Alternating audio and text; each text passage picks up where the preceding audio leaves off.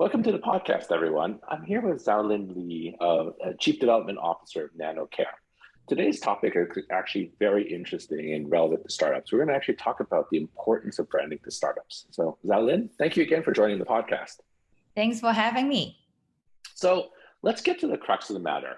Why do you think branding is so critical to startups? Well, branding is critical because it just shows the world that what is your core value, what is your goal as a startup, and what is the core value of it. Because nowadays, whatever products that you sell, I think consumers do care about the ethics and the morale, like more about what kinds of impact this company is trying to make apart from just making money. So that's why branding is so critical for startups. That's an interesting point because we've seen a lot in terms of the growth of micro influencers and about the ethics and values of companies. When do you think that actual transition had occurred? Right, I still remember way back when the television show Mad Men that showed advertising and branding in the 1950s was just about selling the product or the service. When do you think that transition occurred, and why do you think it actually kind of snuck up on startup founders? Yeah, I feel like maybe starting 2016, 17, I starting to see more and more new millennial brands. We call it millennial brands coming out like Casper mattresses. I mean, at the big, as someone, there are some brands that have done it very, very early on, like the Toms. They will do a lot of things like, oh, if you buy a shoes, we donate a pair of shoes to a nonprofit or something like that. It started very early on by lots of companies, but it was not part of the branding until very recently, which is a very good thing. Actually, within less than a decade, I am glad to see, actually, as a consumer myself as well, that people cared about what a brand is doing. There are certain brands that used to be really big. People would sacrifice their convenience to not use them just because they don't like their ethics. So that made me feel like, wow, people are actually sacrificing, and they'd rather to make things inconvenient for themselves to not support a business. Then as a developer, I feel like, oh, okay, we need to really watch out for that. So, two questions. Do you think it'll just continue to grow Mhm. in terms of the importance of brand, particularly, as you kind of mentioned, millennial brands? And secondly, do you see any, I think, areas where there could be road bumps, right? I like where I think maybe the populations, because of the conflict in Ukraine, as an example, Mhm. they're more worried about the basic needs, their physical needs, than anything else, versus some of the aspirational branding that we see in a lot of startups.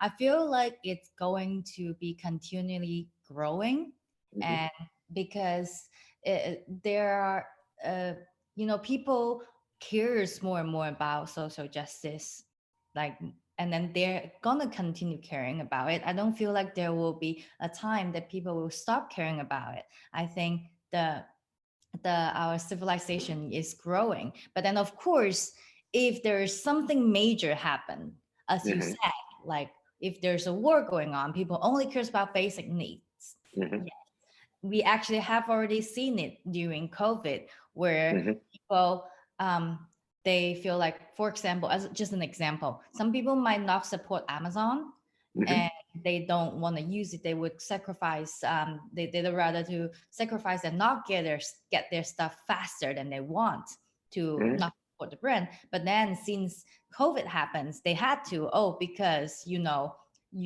got laid off, and then you don't have the income, and then there's the company that would deliver something for free, and then of course you are gonna use that. But would this make people care less about the value and morale of the ethics and values of a company? I don't think so. They Hmm. might just compromise for a while, but then once we recover, just like we always do, and then they're gonna still care about it.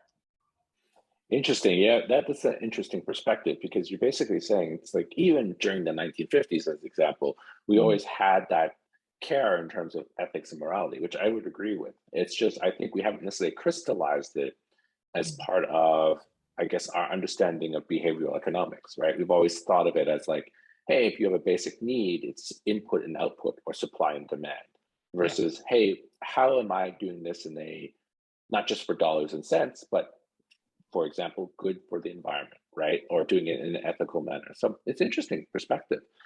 You kind of mentioned a couple brand, I think Tom's that is doing, I guess, branding really well. Are there a couple other brands that you think are doing it really well, and why do you think they're doing that type of branding really well?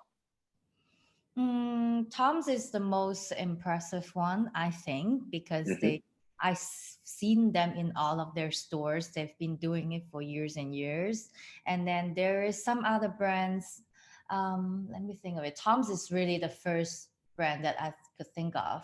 And Nannocare, we would do it as like an annual thing. So like every Hmm. year we donate to a nonprofit for period equity, and then I could see that a few of other competitors of us, and actually I don't consider them competitors per se. I just feel like it's good that they have more options for female to choose what product they want instead of always only that one or two products on the market.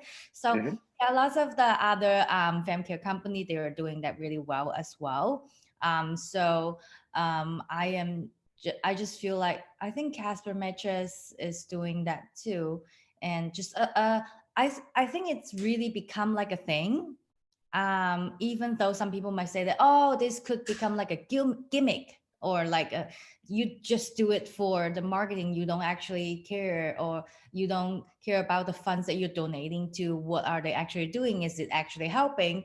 They don't. But the thing is, so I think the trend itself is good no matter Hmm. what is the reason behind it, because it brings the awareness, and that people used to not know about. Oh, I didn't know that there are girls that could not afford period product, or that, oh, I did not know it's such a big deal that they have to keep spending money on this that they may not been able to afford. So I think it's always a good thing. And to answer your question, sorry, I got like around a little bit, but That's all good. I think you were Tom's partially is answering still the my question. favorite. Yeah. Yeah. Excellent. Well, that's good to hear. I mean, you kind of hit the nail on the head, and you kind of brought it up. It it sounds like it's a lot about the consistency, right? That you do it, even though you may not necessarily, especially for a startup, be able to do something that is environmentally friendly or part of your social compact on a regular basis, or Mhm. not regular basis, on a daily basis. You should do it as part of your, general operations. So with Nannocare as an example, you guys do it once a month, once a year, right?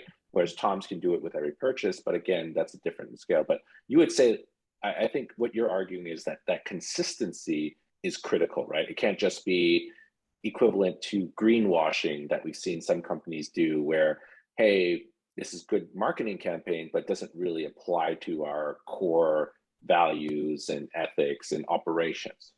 Would that be a valid statement? Yes. Perfect.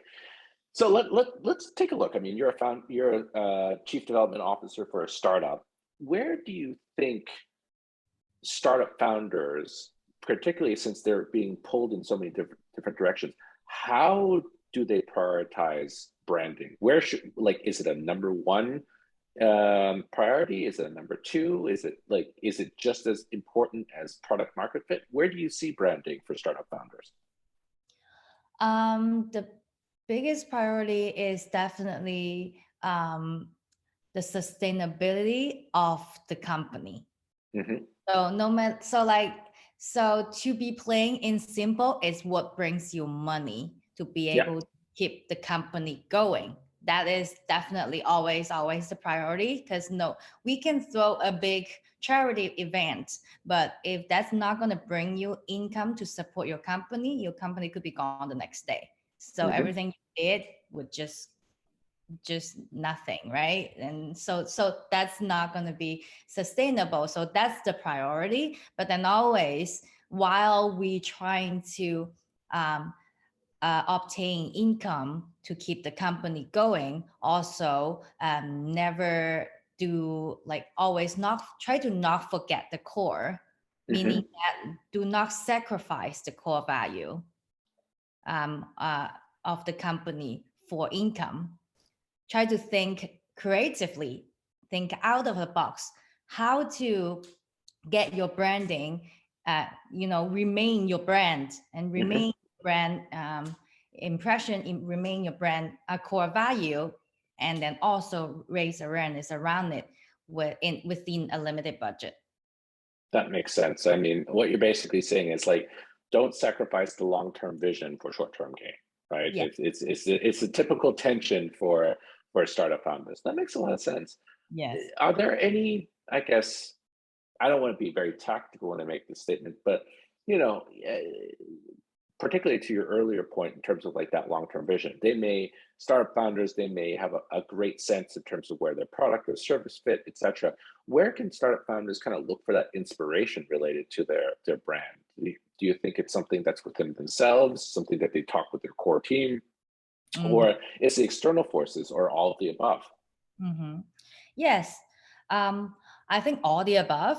So let me use Nannocare as an example to see Hmm. how we did it. So before we started developing our brand, we look at all the other feminine care brand that provide similar products for the same same needs, and then see how are they doing, what we like and not like, what are they lacking, what do they have in common, right? And then a CPG product specifically is not just online and also in store. We go to like 20 stores and look at all of their sections, what's Hmm. lacking in the store, right? So that's always going to be part of it, is look for our competitors Hmm. and how do they do it, and also look for brands with the same audience. They may not sell the same kind of product, but they might be beauty products, it could be um, like healthcare, vitamins, supplements. It could be related, just but if their audience is the similar audience as your brands, look at them and see why their audience likes them, Hmm. and also find out the comments. What do they have in commons and what are they lacking? Then make a summary, like make a list of summaries, pros and cons, what's good, what's not, and what has been there for a long time, what is new, and also trying to find a thing that you could learn, but also don't always not forget to differentiate your brand from the other ones. Hmm. What is something that nobody else is doing? Is Hmm. there a way that we can incorporate that? So that is a lot. That is the kind of that's how we locate our branding and like set set up our brand. Interesting. I think that's good advice in terms of holistically looking at all the various inputs, both external to the startup as well as internal. And that makes a lot of sense. I think, Mm. the last question, you know this, I always like to leave the last answer to our guests. But any last words of advice to startup founders related to branding and how to brand not only a startup, maybe themselves or their product or service? Yeah. And I think the most important thing is always to think out of the box. I know that when we go look at branding, when we look at marketing, it's always be like, oh, we need so much money, right? We need all the money to do the events. We need all the money to do this and do that. But trying to think of a creative approach to help you to do it within the budget. Not that we don't want to pay people, but it's really just a fact and a reality that startups don't have a lot of budgets. Yeah. Investors also don't like seeing you just throw money away. Hmm. So that's how we have to keep in the long term. If we want to actually achieve what the kind of impact we want to achieve, we have to be realistic, and that is always we. There are lots of like temptation when we see all the big brands or that's doing. It's like, oh, that looks so cool, I want to do that, I want to throw a festival, I want to throw a Hmm. pop-up store. But we always have to focus on what we can do now and then think around it. Just an example how in Nannocare too is that when we approach to events that we want to be featured and sponsored in, um, it's always going to be, hey, here's the sponsor deck. Here's $5,000 to start, $10,000 to be featured and give back, da da da Yeah. da. So how are we able to do that? You approach them with a solution that they never think of they could do. For Hmm. example, what if I have this product sitting in the bathroom um, just for free? We'll have a team member in your event to fulfill it for you. Hmm. So ladies who need it right there at the spot can try it there. And Hmm. then a lot of events would like it. They will be like, oh, I never think of that. And then this thing that we do like become like a new idea for everybody. Then we're starting to see everybody copying it. They're putting on lotions, hand lotions, toothpaste samples, Hmm. and this and that in the bathroom. So like that's the kinds of creativity that I would suggest everybody to try to think of in an event. It's not just about exploring your brand, right? It's about Yeah. people trying your product. That's what we want to get people to do. So just try to think of more ways where people can try your products. So that is my advice. Perfect. I think it's sound advice. I think it's you get that community and you get that brand reinforcement by getting people to try it, particularly people who have never tried it before. So 100% agree with you. Xiaolin, thank you again for joining the podcast and look forward to future sessions. Thanks for having me.